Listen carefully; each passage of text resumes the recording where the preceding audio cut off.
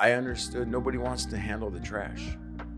So start at the bottom. Start with the trash and work your way up. And that's what we did. I just wanted to distribute 8 pallets of sunshine a day. And so I'd do a delivery, and then I'd jump off the delivery and go drive the bus. Damn, dude. And then I told myself, 1 delivery a day, I'll be able to financially secure to where I can start this business. Yeah, we are the largest distributor in the world of sun-grow products. The only other person that buys more than this is someone that uses it for their blend. You know, so loyalty is huge. If it's not for the stores that built me, I'd be out of business. United Nutrients. Yeah, so we're just trying to unite the hydro stores and the growers back together. That's why we named it that. We're trying to unite this industry instead of break it up. A lot of people are trying to break our industry up.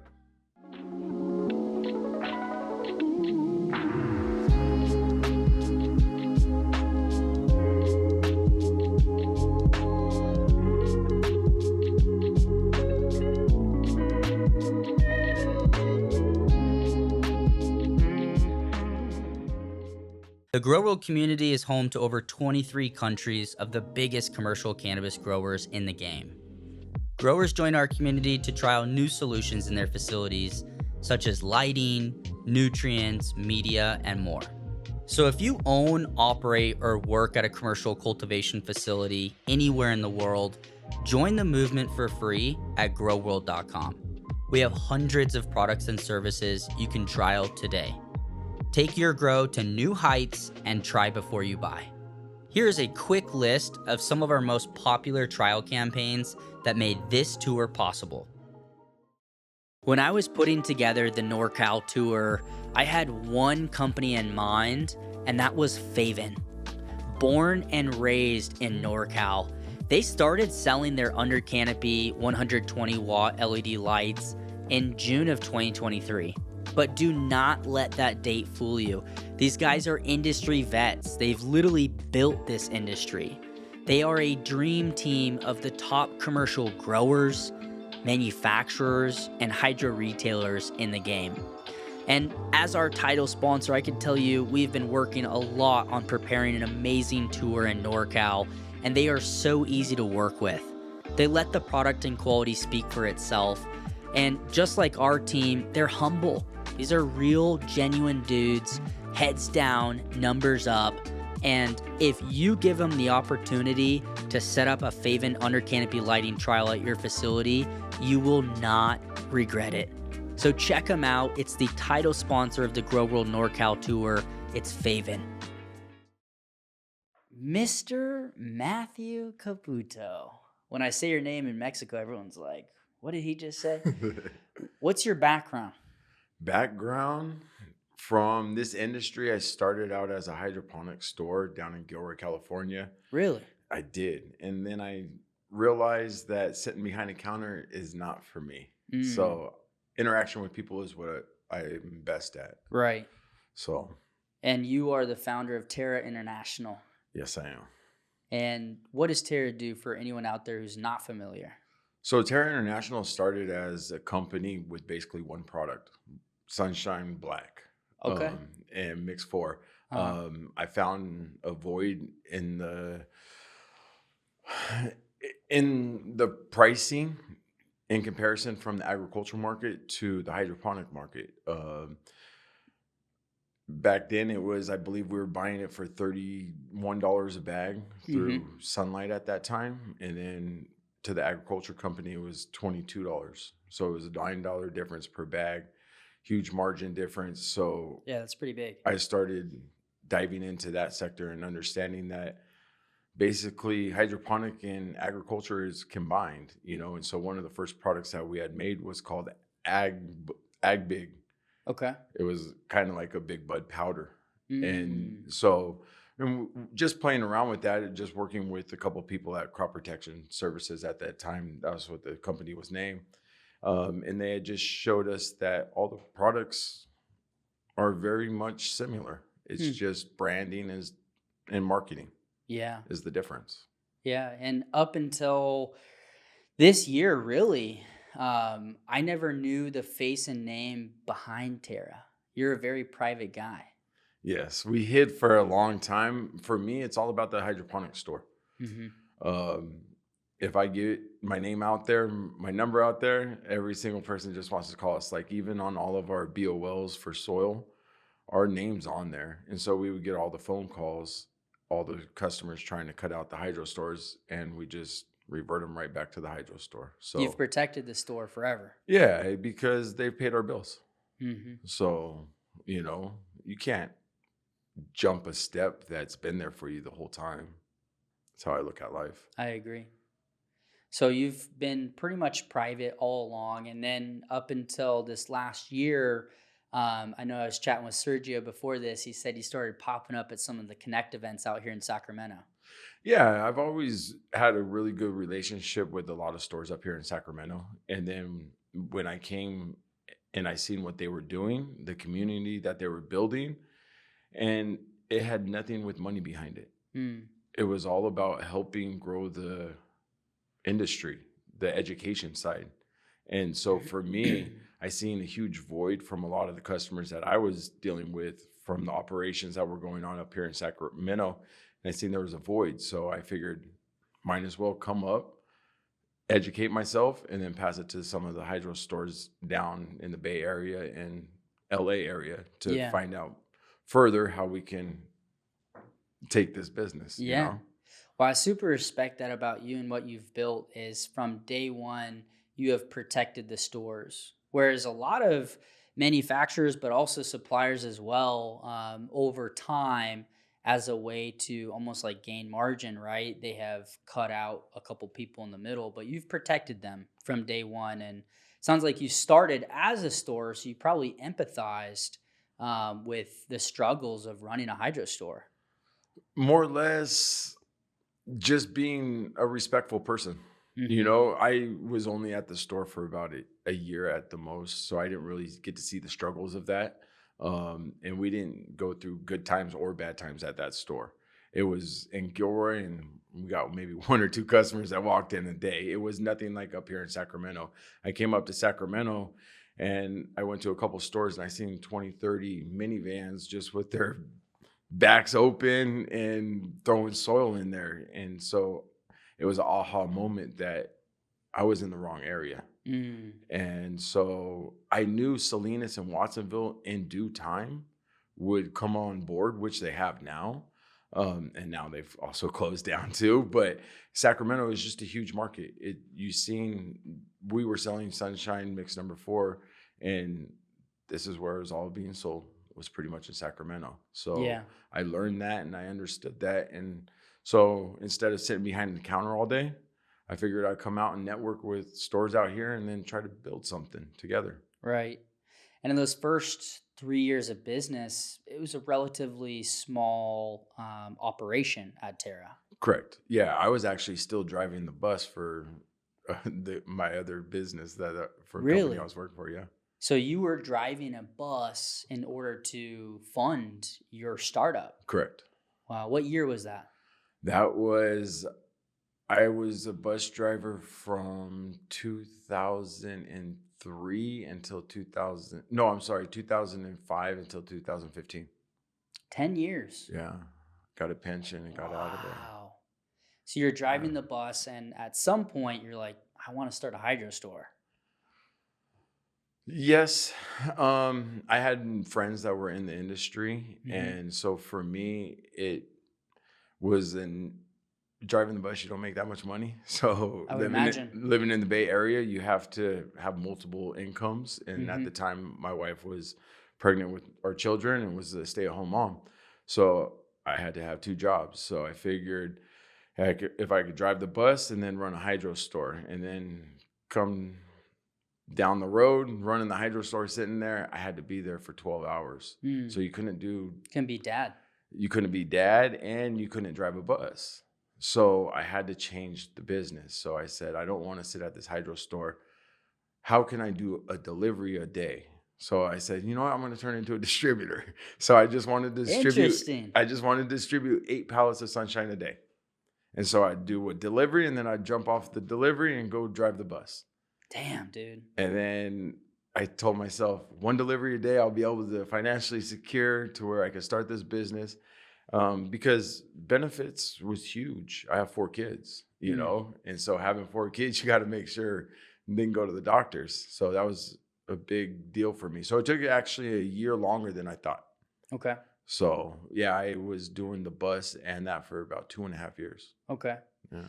And in those early years, I would imagine revenue of the business and kind of what you were taking home is pretty small. I would imagine maybe a couple million a year, less than a million a year in Yeah. top line. Yeah. After the third year, I think we surpassed about 5 million. Okay. But yeah, it was just networking, trying to figure out um, who we want to do business with, Yeah. the big scheme. We're just only selling soil. So I knew that Not a lot of margin in dirt. there's zero margin in dirt, and so that's where I understood nobody wants to handle the trash. So start at the bottom, Mm, start with the trash and work your way up. And mm. that's what we did. That's how Walmart started as well with that mentality, right?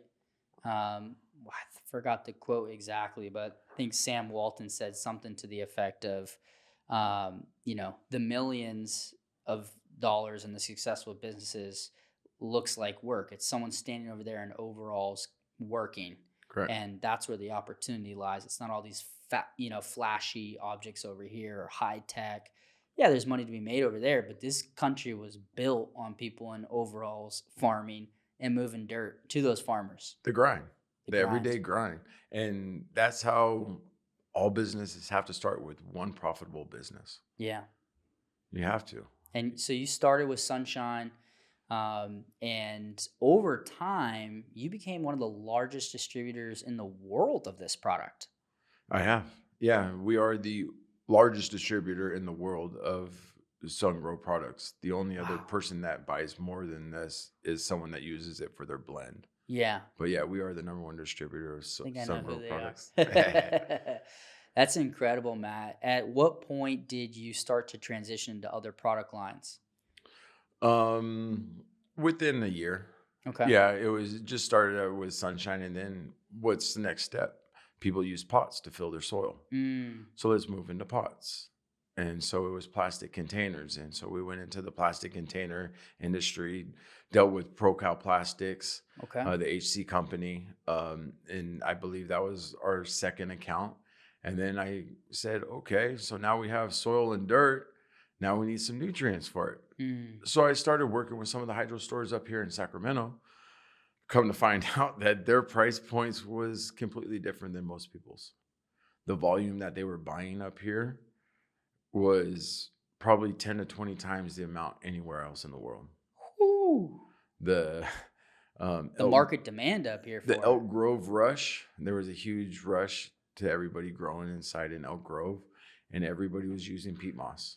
And so all those 30 vans that were pulled up with their trunks popped, they're all going to pretty much a residential place at that time.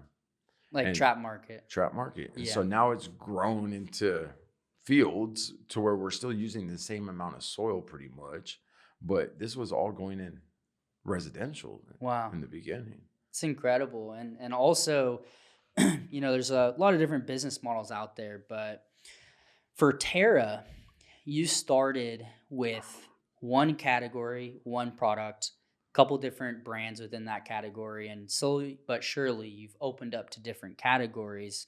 But even 10, 15 years later, you're still what I would consider a relatively small menu, whereas the stores, they could have over 10, 15,000 SKUs alone.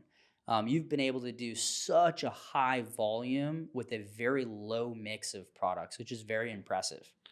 Well, you look at it like this, pretty much in this industry, everything's overlapping to an extent. There's 20 different blooms on the market. If you open your category to all 20 blooms, you're really not doing any service to them. Mm, So for us, what we do is we pick companies that want to work with us and companies that support us, and then we support them. mm. If you're going to give me your whole trust, then I'm going to give you everything I can for my company, Yeah. and we will go out there and we will push your product. We just don't take orders. We make orders, Mm, and so that's the difference with our company. We're pretty much a brand ambassador as well, to yeah. where I see that. we support companies a lot deeper than just the distribution side. It's the Mhm. sales force, it's the customer service, and that's Mhm. what we look for. Yeah, and you bring loyalty to the table. That's something missed in this era of Yeah. cannabis.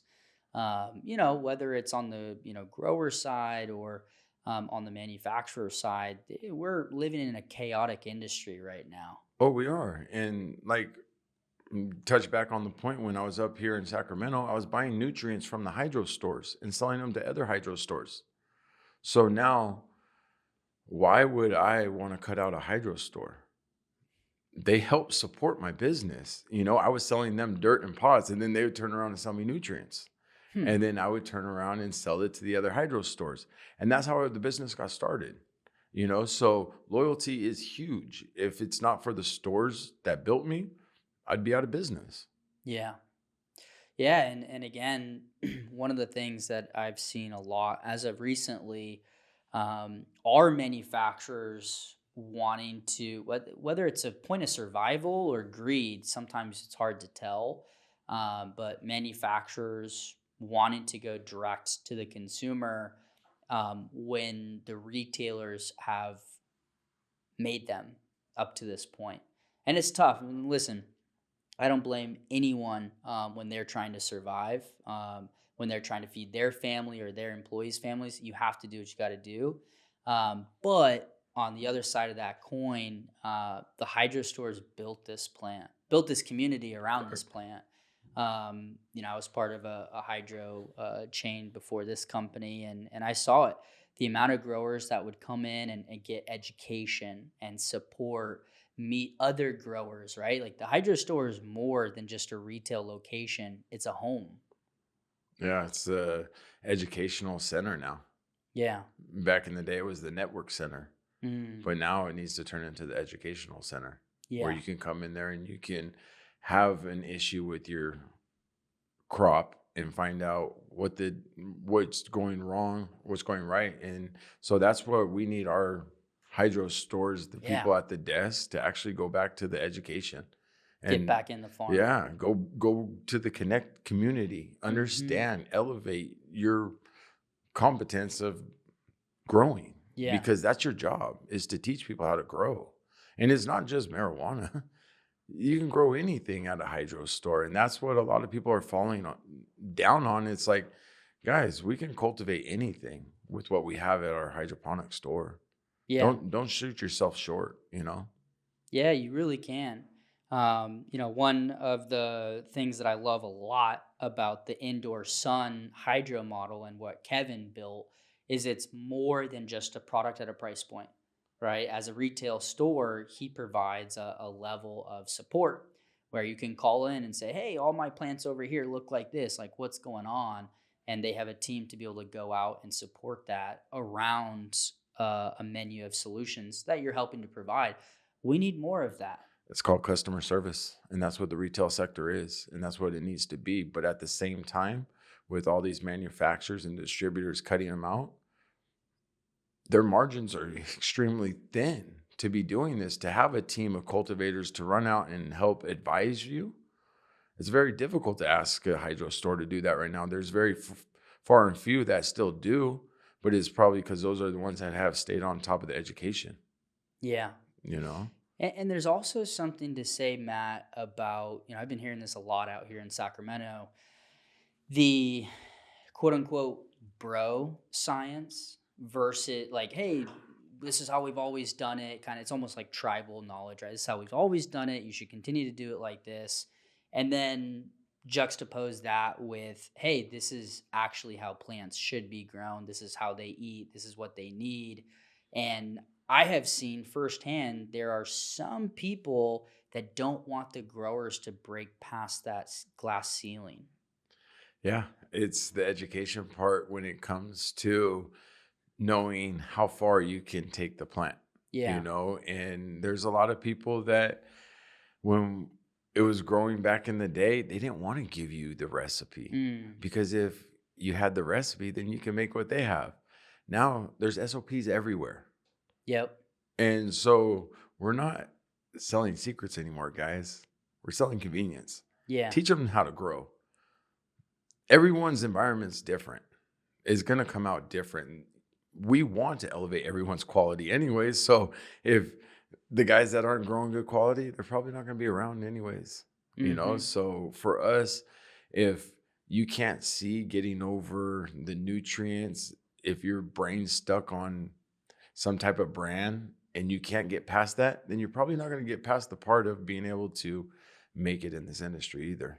Probably not going to You're not survive. going to survive. I was chatting with Kevin on another podcast, Kevin Vu at Indoor Sun, and he was recommending growers in the next 10 years to try and hit a $200 price per pound. And at that level, this is not going to happen overnight, but at that level, being absolutely loyal to a brand, I respect that. Don't get me wrong, and I Mhm. respect loyalty you bring to the table. But as a commercial farmer, regardless of what the plant is, cannabis, cucumbers, tomatoes, etc., you need to constantly level up, try new solutions, and we promote that at Grow World. Mhm. Don't be absolutely loyalist to the brand, iterate, evolve, look at what's best for these plants. What are they reacting to? And obviously, always look at a price tag. But even on this tour, Matt, we went to one of these growers and they were using what I would kind of consider like a legacy nutrient line. And they even told me, we didn't film this part, but they said, hey, you know, we've been using this forever. We do love it, but they've been price gouging us for years and we know it. But because of these different factors, there's kind of a high switching cost sometimes on different inputs. They were afraid to make that switch, Oh. and they even knew themselves. They're like, "Hey, we know we're overpaying for this. If we were to go grab products that are probably built for more of an agriculture industry, we'd be saving a lot of money, and we Mhm. are in the next year or two going to be switching over to that. So it's a kind of a end of an era. But it's at a touchy time as well It that is. we're at. Nobody can lose a crop. Nope. You don't have the ability to take a loss right now on all aspects, from manufacturing all the way to the end of cultivating. A loss is very difficult in our industry right now. So you do see hesitance on switching. So guys, have a little R&D room where you don't switch your whole facility at one time, but you could switch 10 lights, 20 lights, play with it, figure it Hmm. out. This industry is still very new. I call it like a toddler. Right. There's going to be huge growth still that's coming. Like Kevin Vu said, $200 a pound. Yeah, you're going to have to be there because what happens when the pound goes to 500? If you're still cost of goods at 550, you're out of business. So figure out how to get your numbers down, but at the same time, keep your quality Hmm. because quality is going to eventually be what people look for. It dictates Yeah. everything. I agree. And specifically when it comes to nutrients, you've been developing your own mix. Is that right? Yeah. We just seen the coming from the agriculture side to our industry, a huge difference in margin and price for even more high quality products on the agriculture side. They have them. You just have to ask for them. They're not going to give you the best, highest inputs in the very beginning because most people don't ask for that, but once you go in and you know what you're looking for, that's how you can curve your nutrient to get what people are looking for as well. Hmm. What's the name of your nutrient line? United Nutrients. United Yeah. Nutrients. I So we're love just that trying to name. unite the hydro stores and the growers back together. That's Yeah. why we named it that. We're trying to unite this industry instead of break it up. Hmm. A lot of people are trying to break our industry up. Yeah. And I almost see United Nutrients as a third tranche. I talk about the tranches in this industry of kind of the OG brands that a couple of them are still here. A lot of them have already sold, right? Like the Hmm. General Hydroponics, the Botanicairs, the Yeah. House and Gardens, etc. They've sold. And then we have this kind of new tranche of brands that have been around the last like decade. And I almost see United as a response to those as like a third tranche, right? This is a brand new line. You're building it based on what you've seen the market need, Hmm. and you're trying to help growers get to that next level. of price compression per pound. Correct. Because like Kevin Vu said, $200 a pound, that's what we have to do. So if we can take out any margin that we possibly can as a manufacturer and distributor to keep the cultivator going, that's what we're going to do. Right now, if you're still hitting the same margins you were 2 years ago, shame on you.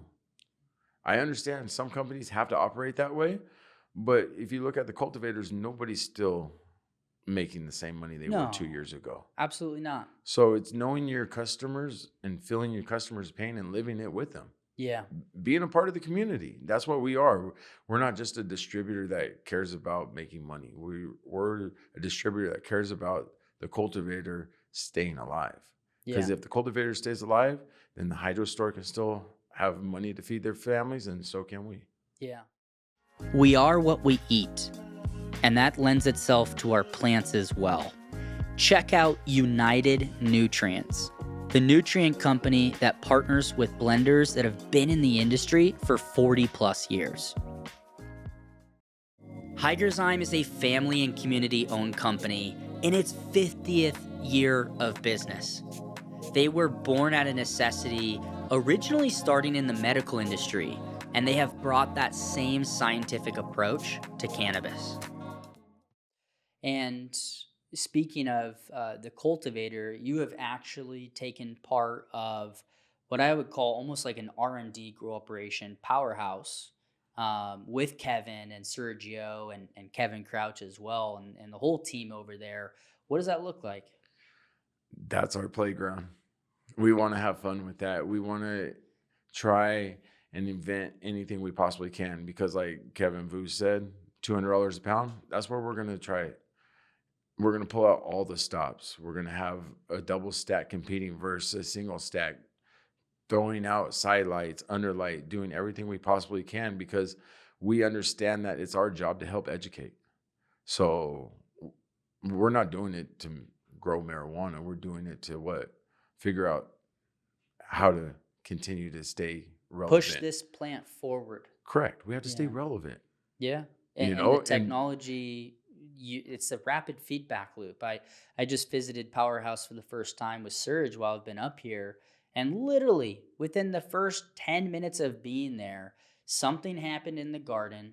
The head grower, Kevin Crouch, who's an absolute badass, literally told us, hey, do you guys have a solution for this? And we are able to jump on a call with, one of the vendors that Terra supplies that they're using in that facility and say, hey, could you make this product? And immediately the manufacturer said, yeah, I think I can come up with something. That was Hygrozyme, Amir at Hygrozyme. See, and that's what we're implementing. We want the manufacturer to communicate with the grower, but not sell to the grower. Right. Figure out what we need. We're the buffer in the middle, but we allow information to transpire from Powerhouse to here because that's where we're going to continue to educate ourselves to where then we can pass that to the hydro stores and then the hydro stores can pass it to their customers. Yeah. And that's called customer service. Yeah, it's called customer service. Take care of your customers. Yeah, and they'll take care of you. They will. Yeah. Yeah, it's super fragmented right now, at least in the American market. I don't know every single global market. We're going to go into that in a moment. But in the American market right now, we need to build back that community that has kind of been split up. It's missing right now. That's what corporate wants to do. They want to split it up. Really? Divide and conquer. That's life's work. The bigger we are as a group, the harder it is to get us out of here. And so that for us, build hydro stores with growers, now we control some of the revenue stream. And when you control some of the revenue stream, you have to kind of be on the forefront of the information as well. That's right. Because it's all about taxes when it comes down to it. Taxes. Tell me more about that. It's, just look at our industry right now. When I first started this industry, I thought substitute lighting was the way of the future. And then I watched your first Grow World podcast out in Colombia, and I seen over there in Colombia, it's what? Autoflower, pretty much, 12 right next to the equator. And then I did a little research with Mike Johnson, which was my first sales rep from Crop Protection Services. And he told me about the 1991 Andes Act. And What was that? that was basically the United States government subsidized transportation of cut flour into the United States. Ah, is that where all the roses left Correct. California down to Colombia? Correct. Mm. Because over there, cost of goods is a lot cheaper, but nobody's buying in Colombia. So the only difference is to get it into the United States, you have to subsidize the transportation to get it here. Subsidies, government subsidies. So for me, I looked at it as, in the beginning, where I was going with this was what? I thought all cannabis was going to be substitute lighting greenhouse. Now I'm starting to see the government doesn't make too much money off that. If you go into inside environments, power is there.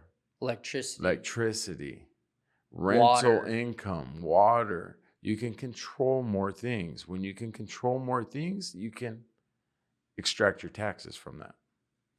When you don't have control on things, it's harder to get your taxes.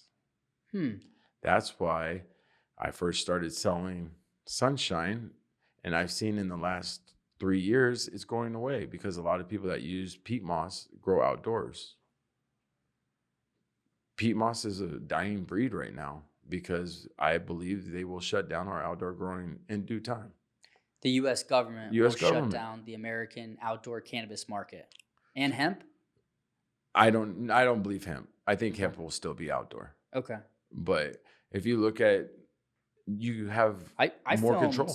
The largest outdoor cannabis farm, licensed cannabis farm in America at the time. It was Los Sueños Farms. They had 36,000 outdoor plants in Pueblo, Colorado. So you're saying facilities like that will cease to exist?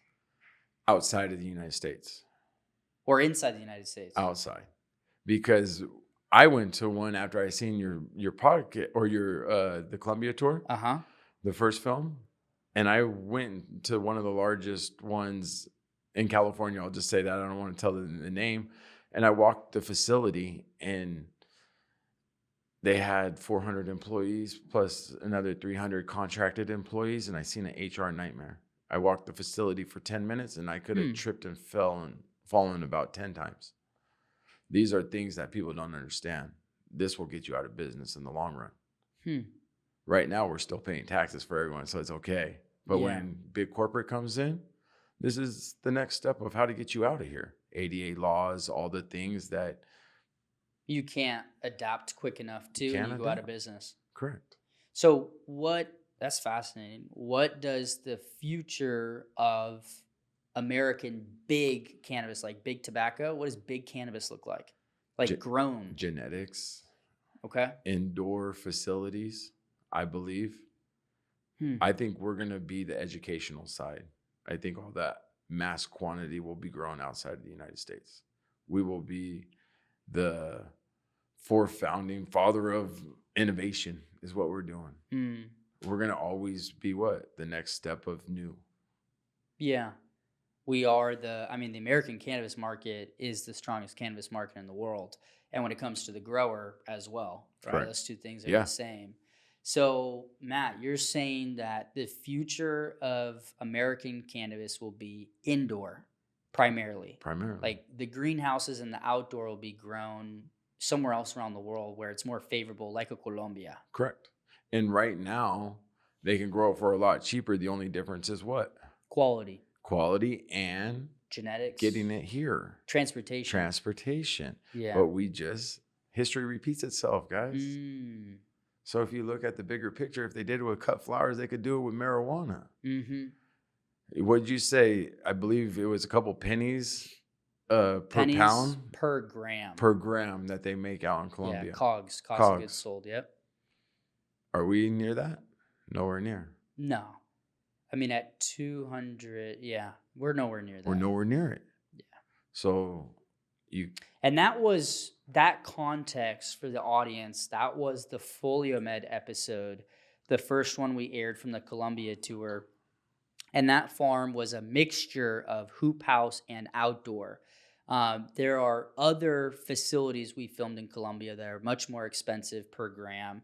One of them is a $50 million greenhouse, high tech, is called Plana. Mhm. We filmed another one, Clever Leaves, and we filmed an extraction lab, Tarkus Extraction. So we really tried to go into the market and film somewhat of the full spectrum of the story, right? Low cost producer, high cost producer, extraction lab, strategic supply chain partner to those growers, and just show the world and American growers like, hey, this could potentially put you out of business. Or, depending on how you look at it, Matt, this could potentially be your future partner Correct. if you license your genetics to them. Maybe set up a consulting contract with them, right? I am going around the world right now filming the top cannabis companies to educate. That's our goal. That's our vision. And I watched your program, and guess what? I educated myself. Good. You have to look through the muddiness to get Yeah. to what you really want to see. There's Hmm. covers up, and you have to peek through the blinds to see where it is. Yeah. There's writings on the wall. It might not be scripted perfectly, but read it. It's there. Yeah. Study it, pay attention. Absolutely. Yeah. And the American kind of Sacramento farms that we're filming on this tour in particular will educate growers all around the world, right? I want a grower that's just coming online in Germany in 2025, like Q3 2025. I want them to look at our tour here in Sacramento and say, oh shit, look at Caleb from Connected. Look at that super quality indoor flower and the amount of investment that they put into R&D and genetics, and use that as a barometer for how they could do it in the German market. Or reach out to Caleb through Grow World after watching the episode and say, hey, Caleb, could you license License. us Yep. your menu? Exactly. Right? Like there's so many ways that we could be working together. I'm a big promoter of that, of building each other up and building a community and not tearing each other down. Yeah, you got to build your network. Yeah. And you're 100% right. And so for you putting on these tours and showing us, it opens our eyes to seeing other sides of this industry, bigger picture, you Hmm. know? Yeah, it really does. And, speaking of big picture, you started Terra International. You chose that name. Why? Terra International, Tierra is dirt in Spanish. Hmm. So world, and international. Yes, it is going to be an international play. That's where this industry is going. And so we knew it 10 years ago. We've stayed domestic for the last 10 years, but yes, we will be international. Where do you want to go? Wherever they want us, Nick. For me, life's not about forcing anything. Mhm. If things are meant to be, it'll happen. I was supposed to go out to Oklahoma, but the writing on the wall, Hawthorne left. Mm, I was supposed to put a facility out in Oklahoma, but I seen Hawthorne leave. So that's a writing on the wall. That's somebody in our industry that has huge knowledge of what's going forward. So I stopped that real quick. And now we're looking at Tyler, Texas. interesting. So you have to be smart with this industry. There's time for building and there's time for sitting back. Right now, what's going on is no one's building right now. So all the rich are starting to plot together. Grow operations. Yeah. Or you're saying real estate as well, just across the board. Yeah, it's this whole industry, there's not too many people furthering any type of business right now. It's Yep. a scared industry. It's a scared world. So this is when the rich When start others are fearful, scared money, don't make money. be greedy. Be greedy. Yeah. Yeah. Scared money, don't make money. Yep. So everyone's scared right now So now is the time to you're make money. saying Yes, to sir. make money. Everyone's starting to put together the pieces of their puzzle. And if you're not Mhm. putting together your puzzle pieces right now, you're probably not going to be here. Yeah. Well, let's spit some game real quick. International markets, Terra International. You're in the US market. We're about to go to Spain and Portugal and then Germany after that and film farms out there. Portugal is one of the leading exporters into the German market. Could you see yourself supplying some dirt, nutrients, inputs to Portuguese farmers or German farmers? Yes, 100%. You Okay. know, we'll rely on the hydro stores for still conducting the business. And if there's hydro stores out there, we will still conduct business with them first and then move it Through them through them to the to the growers. growers. Yeah. So, yes, we will see ourselves in multiple countries, but still working through hydro stores, letting them do the last leg of the service. Mhm. Because if we're trying to do the last leg of the service, then we're going to fall on our face. Yeah. You can't be everything to Thing. everyone. You can't. Know your role, know what lane you're in, Mhm. and do it really well. Yeah. Be the best at it. That's what I tell my kids all the time. I don't care what you do in life, just be the best at it. Mhm. Just be the best. Try your hardest. That's it. I Mhm. don't expect you to be the best, but try hard. Yeah. So could you see yourself selling United Nutrients into those markets as well? Oh, all around the world. Yeah, Okay. United Nutrients, all of our soils, cocos will be all around the world. It's just now it's transportation. Mm. It What's always goes back to transportation. it does shipping cost, you know? Like right now we're importing cocoa from India. Rates go from 1800 to 8,000. Container costs. Yeah, container costs. Things change fast. I remember when that happened during COVID as well. The backup. That was up to Yeah. 20,000 in container Yep. back then. Yep. And Yeah, that's just an empty container correct.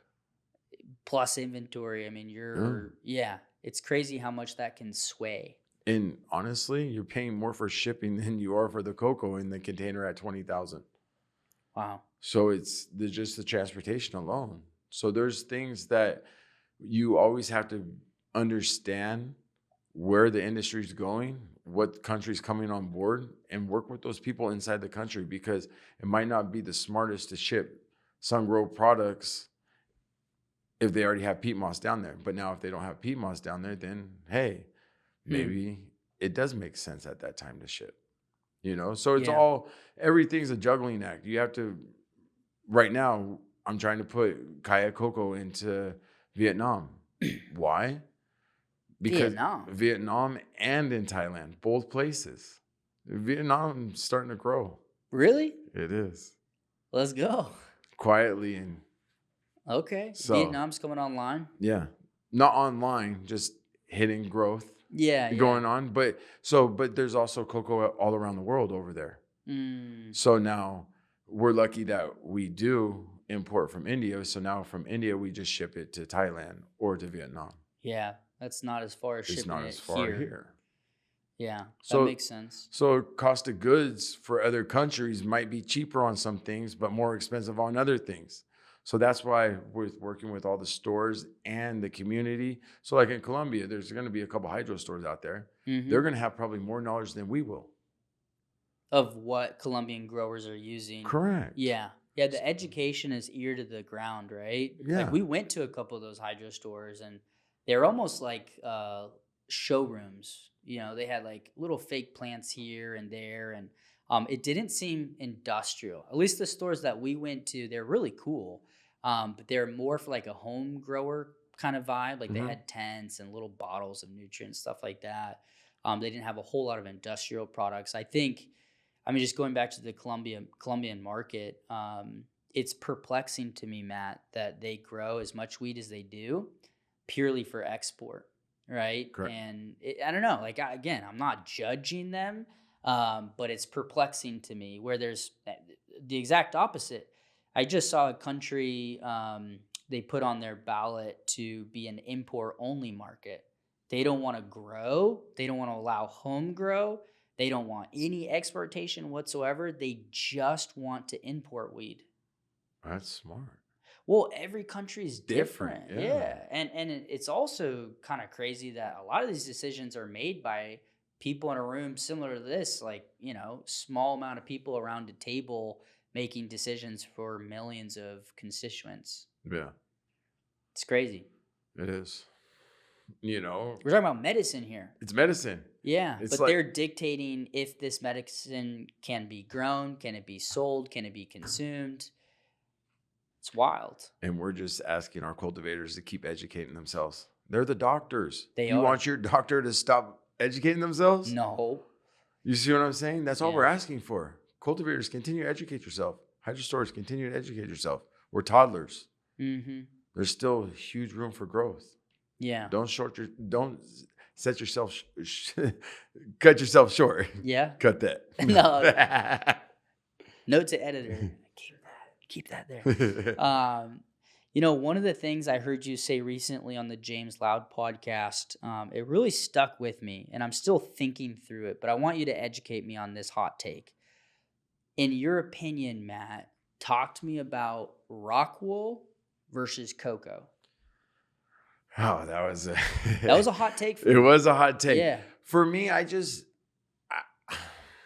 look at manufacturers, I look at distributors, and I can kind of forecast where things are going. I see a couple large manufacturers and distributors not having it in their category. Okay. Their catalog? Their catalogs. Uh-huh. Yeah. So to me, it's a telltale sign. Something's coming. Yeah, we all knew it's environmentally unfriendly. We know that. But at what point does the government press the button and say, well, you're not allowed to use it? So Oh, wow. there will be a time, but it's just, when is it going to happen? We can't have landfills full with, it's insulation, guys. It doesn't decompose. So are we really helping the environment by doing this? No. So we have other alternatives. Use them. We had everybody back in the day loved Rockwell because it's clean. It's sterile. It's sterile. It doesn't cause a mess. Yeah. Guys, they're putting cocoa in bags now to where you don't have to pot in your room anymore.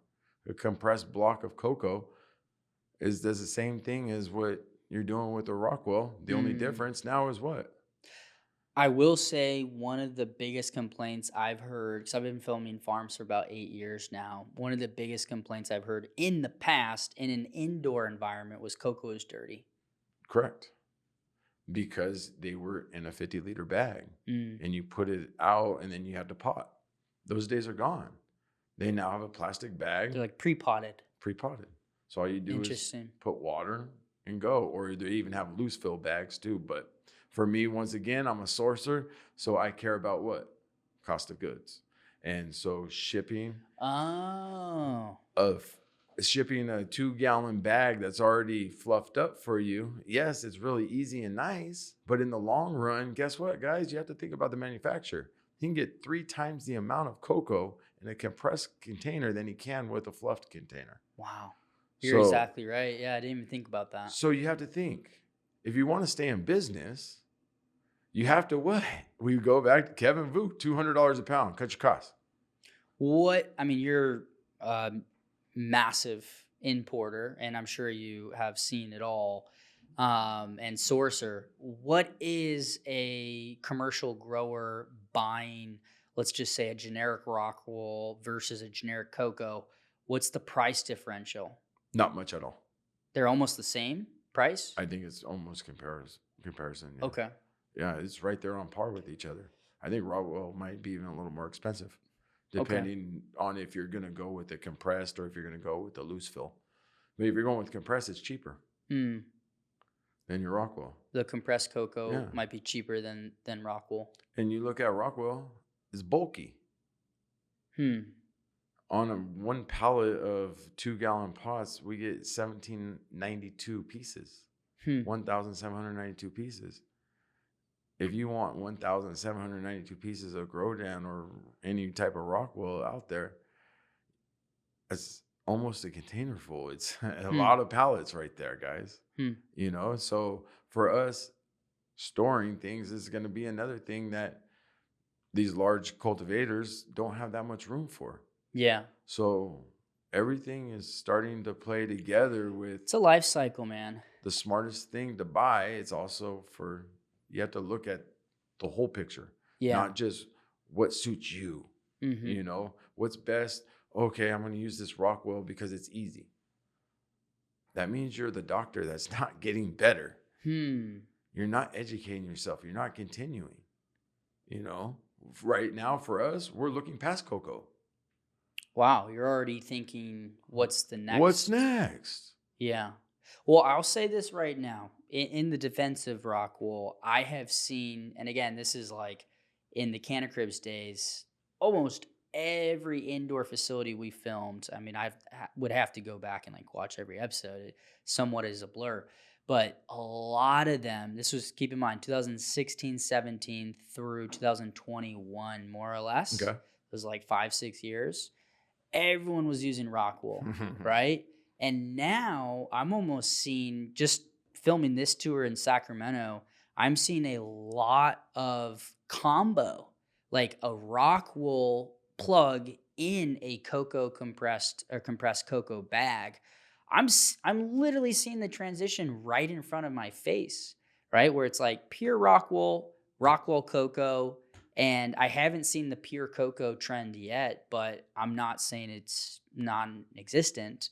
But I'm excited. I mean, I love to see the trends, Mhm. and I love to see the growers getting better, learning from each other, and pushing this plant forward.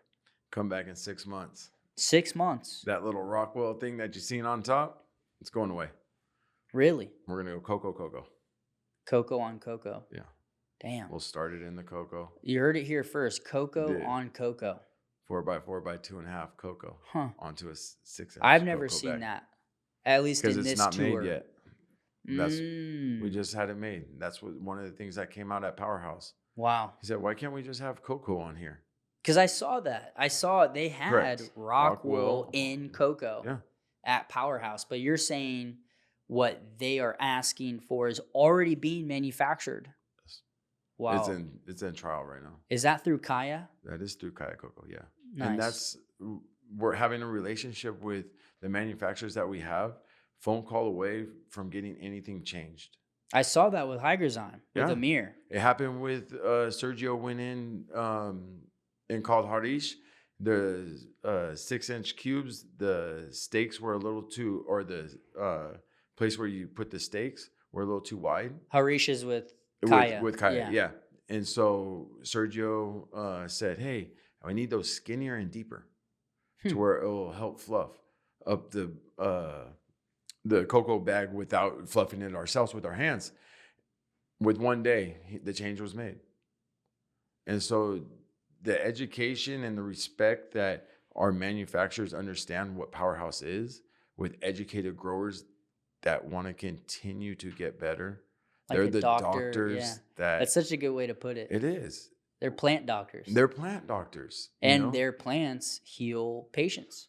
And they truly care about the plant. Yeah. So when they say something, the manufacturers act on it. Wow. And that's the relationship we're trying to build. And so if we could build that between manufacturer and Powerhouse, and then portray that to our hydro store, that which gets portrayed to our cultivator. I'm all in for that ecosystem. The ability for a grower to notice a problem, inspect it, and pass it back to the manufacturer to make a new solution or modify a current solution. That's the future I want to be part of. Me too. And it's really difficult and scary right now to have that for the reason of what? We're afraid that our manufacturer might take our end user.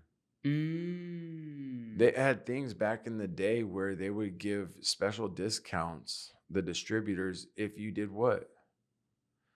Sold it directly to the facility. So if you The drop, distributor? yeah. So the manufacturers and distributors, they said, "We know these cultivators are getting large. You guys don't want to bring this into your hydro store and then reship it to them. Just give us their address and we'll ship it to them for you. That's a slippery slope. And we'll even give you a discount." They just took your customer out of acquisition. Yeah, I saw that a lot at my last company. Yeah. Losing business. They were losing business because a manufacturer said, "Hey, we'll just drop ship it, right? Correct. We'll eat that. We'll send it to their facility directly." And then over time, that grower stopped going to the store for that product. I'll never forget. I'm not going to say the name of this brand, but I'm going to tell you a little story about this man named Paulie Lipton. So Paulie is the father of Nate. Nate and Paulie started Grower's House. Okay. It's 2016. I'm going to my very first trade show. Believe it or not, it was Maximum Yield. Okay. So those no longer around. Yeah. And it was in San Francisco. And it's my first time. I was starting Growers Network at the time. And we were literally walking into this trade show. It was only like a 1-day show. And there's this nutrient company in the corner, had a big booth. And again, I'm not going to name the nutrient company, but this was a very powerful lesson for me. So Paul Lipton, I don't think you know him. He's like 75, 76. Well, he's from Brooklyn. Okay. And Paulie was known for being a ball buster, right? Okay. He protected Grower's House and Nate, and he was kind of like the godfather a little Gotcha. bit. So if a manufacturer that they were redistributing ever went direct, they were going to hear from Paulie. And they cut him out, right? That's essentially what happened. So we literally walk in. This is my first trade show. I'm like still in college at the time. I was 23. And we literally turn to the corner, and Paulie sees this guy, and the guy's like, "Oh shit!" And I have no clue what's going on. Okay. Like half the time I didn't know what was going on in Yeah. Paulie's head. He was my mentor that got me into this game with his son. And we literally walk over to their booth, and Paulie just starts screaming at this guy. And I'm just like, what is going on? I'm like starting to get embarrassed. Like people are like walking up, like a crowd is forming. Uh-huh. And I'm like literally right by Paulie learning, never cut out the plug. Paulie and Nate were selling that nutrient brand to this commercial grower for a long time. Uh-huh. And eventually that manufacturer cut them out. They cut Growers House out and went direct. And yeah, that was like my first lesson in loyalty, right? And that manufacturer did not do it again. Yeah. Because Paulie let them know, like, dude, we brought you this customer. Yeah. We serviced this customer. We took care of them. We're the ones who recommended they introduce your line, and they started loving it. Correct. But they got cut out. And again, I never blame the grower, right? Because they're just trying to save money, do this to survive. But the manufacturer knew better, and they should have protected them in that situation. But again, this was 2016. We're almost 10 years from there. Correct. And it's still to this day, that story, sticks with me in my head. It's always protect the people that got you to where you're at. 100%. And look at some of the companies that are actually listening to what we're saying. Look at Amir from Hygrozyme Sipco. They're crushing it. They came out with what? 2 new products this year. Hygro Punch, High Clean. On the backs of listening to things that we were asking for. So now instead of going in and taking the customer and their money and not getting the education in which we're providing you, because a lot of growers are just going to want the product and that's it. But what we're doing is we're educating you on how to make more products and better products. Because guess what?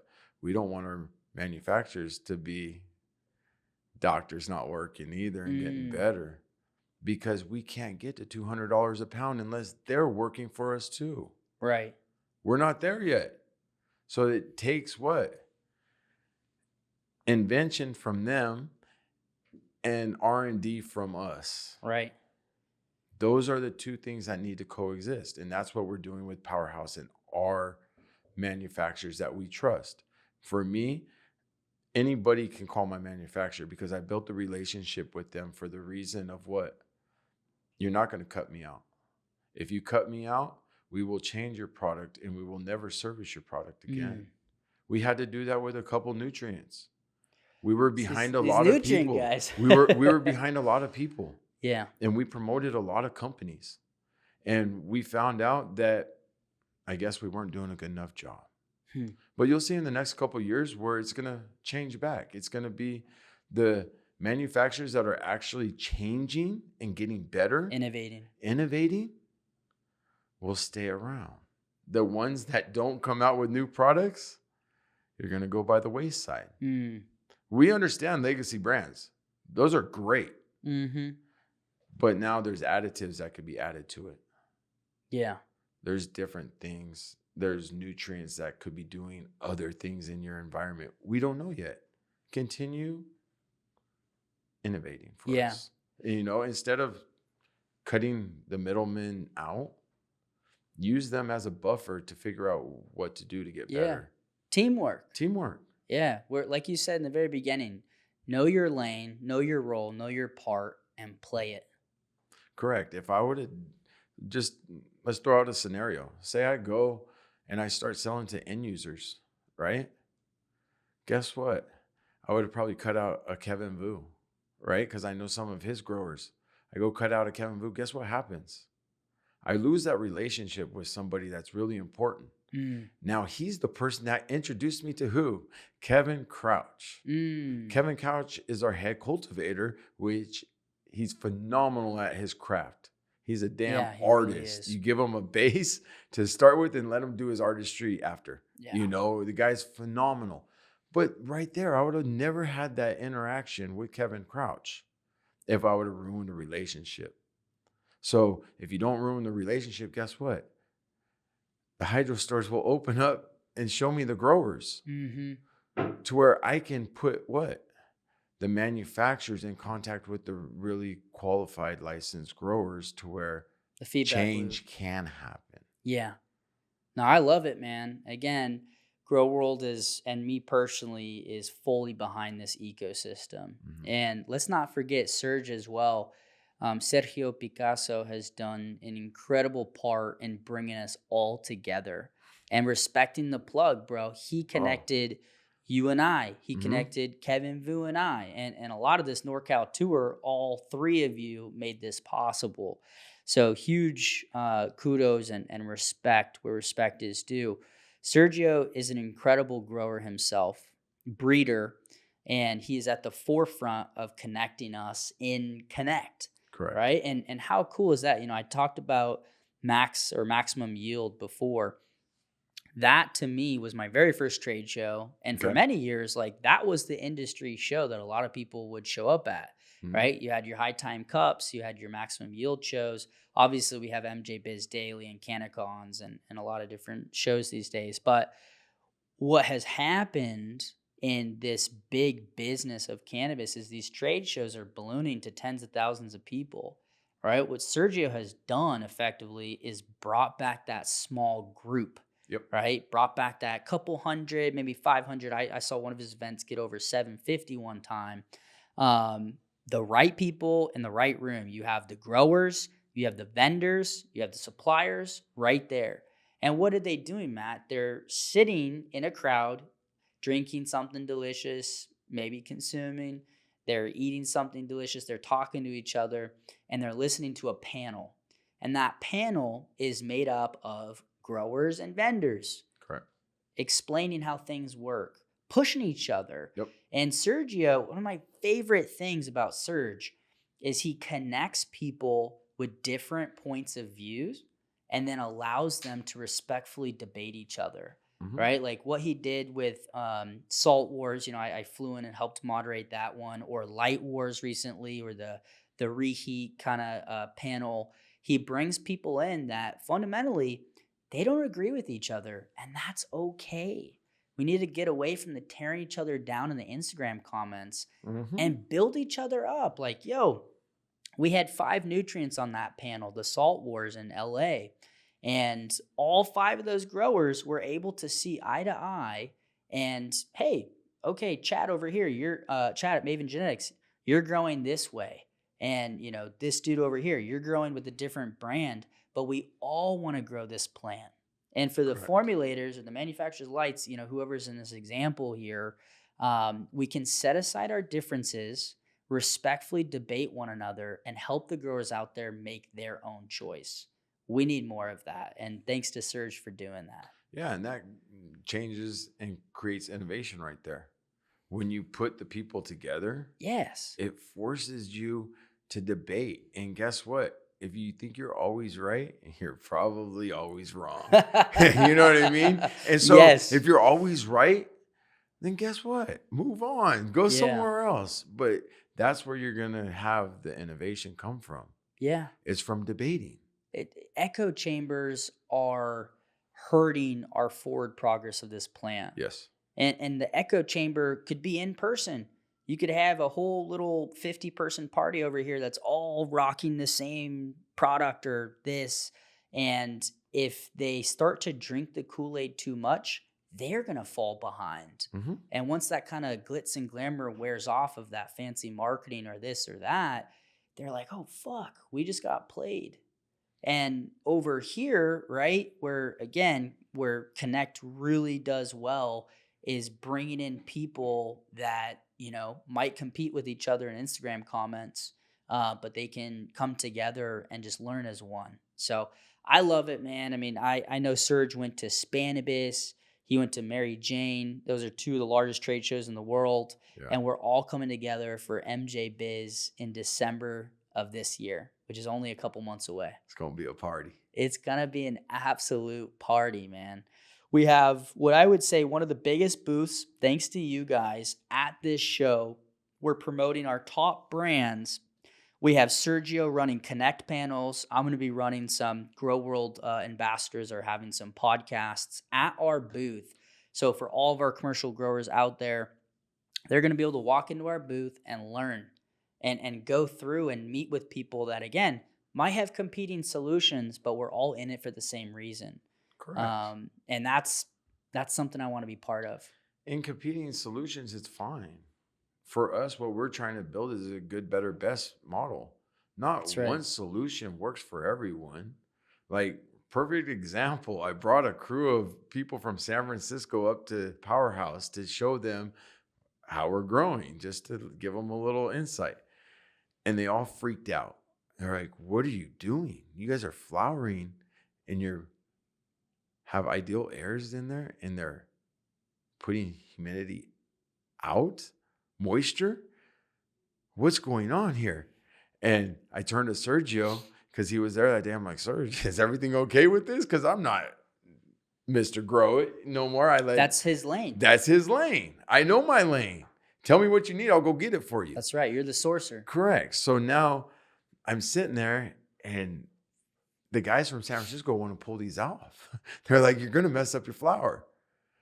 Because in San Francisco, what's happening? It's all humid over there. So if you go to the Bay Area, they're sucking all the moisture out because there's too much moisture. You come to Sacramento, guess what? There's no moisture out here. It's dry. So you have to put humidity in. So every situation is different. Yeah. And adapt. Exactly. I like to say pivot or perish. Yeah. Pivot or perish. It's a good one. It's a new t-shirt right there. I come up with t-shirt designs in my off time. I'm the slogan guy. There you go. My lane is marketing, dude. That's what I do. I like to connect people together online and through content and community, help us level up. And what you do for us, Nick, is phenomenal. Thank you, brother. Like, I couldn't be more thankful to have met you and Sergio these last year and a half. Like, I'm the guy that has ideas and you guys make shit happen. Like, I like to execute. You guys are the execute, and that's one thing that you told me. You told me probably maybe within the first week I met you, you said, you know what the Marines say before they go in to do something? And I said, what's that? It's 3 words: execute, execute, execute. And you do. And we appreciate that from you and Sergio. We can come up with ideas. We can put things together. But if we don't have people that can execute, it's not going anywhere. That's right. And that's what we're building as a team. We're building that with our manufacturers to where we can execute fast, efficiency, to where we will be on the forefront of change when that's going to be the new circle. Because I love our industry where it is, but it's completely old. Just back in the day, we used to do what? One guy knew how to grow and he would teach somebody how to grow. And then he would have to give them a house, grow for 6 months. You give them 50%. You never want to give up all your secrets. Times are changing now, guys. Stop holding the information back from your people. Give them what they need to succeed. And that's where we're at. I love it. Well, I am blessed, honored, and beyond grateful to be part of this movement with you guys. And We're about to bring the best weed in the world right here in the City of Trees to the rest of the world. So let's get after it. Thank you. No, thank you, Nick. I appreciate you guys, and you'll see Powerhouse is going to take over this whole. We're not stopping in Sacramento. It's going to continue. There's going to be multiple locations in the United States, and there's going to be multiple locations outside the United States as well. So we appreciate you, and we need you to keep on giving us our media content, sir. Thank you. Thank you. Thank you so much for listening to the Grow World podcast. Don't forget, subscribe to our YouTube channel and follow us on Instagram. Until next time.